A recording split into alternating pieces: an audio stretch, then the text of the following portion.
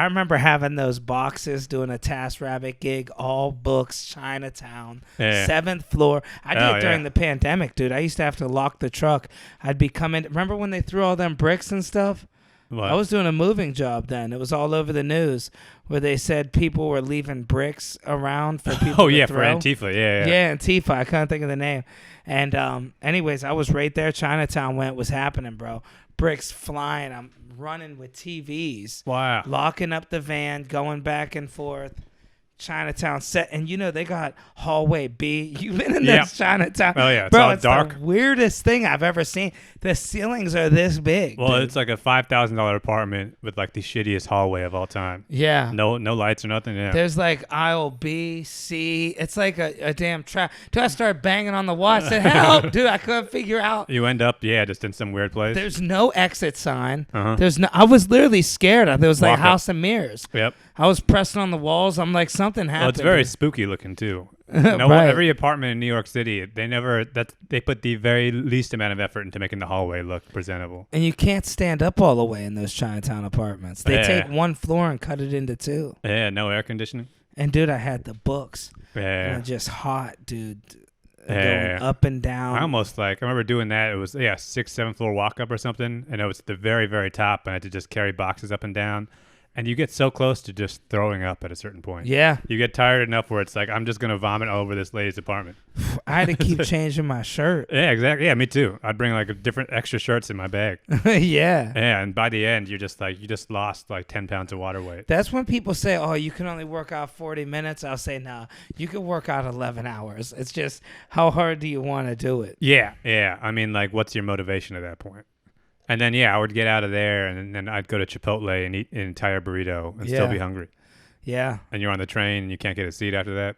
See, I had a van I was driving. I didn't have time to eat unless you ate at the place where you were doing the moving job. Yeah. But, dude, I never got lucky with that. Like, I would eat little BS from the bodega, maybe a granola bar if I could, but you got to watch your van. Dude, I lost so much weight. Yeah. I couldn't eat till I got home. It is like you do feel like you're working though when you're doing that. Oh yeah. But that is like getting to the end of that day is so satisfying. You won. Yeah. When they dangle that carrot in front of your face, man, that's what it is. Like if somebody were to tell me, "Oh, if you post this YouTube video, you're going to make $4." I would then post 5,000 YouTube videos. Right. Cuz I would be like, "All right, here I'm retired now." Yeah. But the whole thing is the gamble when you're like, am I going to get it? Right. Well, the thing with moving too, it's like, you know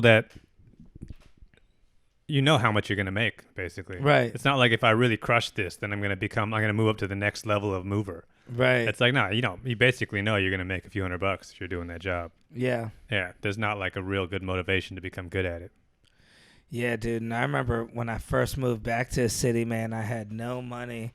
And I wanted a tip so bad. Then they're like, yeah, we'll tip you on the app, dude. You got to wait for it. Yeah. I was like, oh, dude, I did this moving job in Hell's Kitchen. Literally, my first day back in the city, I had a moving job. And, dude, I had no money at all. And I ended up right after the moving job, I went to Pret, did my little sandwich thing where you steal a sandwich. And the people kind of caught me, I didn't have a newspaper. Yeah. They're chasing me out. And then, dude, I was her move. I run up the street and they, hey, that guy just stole a sandwich. And she's like, that's my mover. And she's trying to offend me, bro. I got the sandwich in my hand. Oh, man. I was like, I paid for this. And they're acting like I didn't pay. I left the money on the counter. Wow. I was like, I hope I don't get a bad review for this. Yeah. It's not your business. Yeah. What I do when I leave. I did the moving job. Yeah. She's like, well, my AirPods were missing too. I'm like, well, I don't know anything about that. Yeah. You want to check me? Right. The feeling, though, of getting to the end of like a day like that, you ever see these like construction guys hanging out and like it's like 4:00 in the afternoon? Yeah. And you just see like 10 construction dudes just sitting on the sidewalk drinking beer. Yep. You can see, I mean, like some people I think judge those guys, but like once you've done any kind of hard manual labor, it's like, oh, I 100% understand what this guy's plan was. Right. That must feel so good. Just to sit and not have to work. But just anybody just being able to sit and drink beer like that. It's like if you work an office job and you work like some academic software shit. And it's like after work, maybe you go and get a beer, but you do not have the same pleasure that this guy has Right. of being able to just lay down on the sidewalk Right. and just drink beer with his immigrant buddies. Because you're so exhausted. Yeah. I remember I used to work for this landscaping company, and dude, our half an hour lunch break, I would just be thanking God I could lay there and not move. Hey, I'd you be feel like, so good. oh, I just don't gotta move, and I'd come home and lay on my floor. You don't even care where you're laying. Yeah, for sure. When you're so tired, like You appreciate it so much more. airport floors, wherever. Yeah. Say, hey, man, yeah, that hard day's work will do it to you. I'd be laying in the back of trucks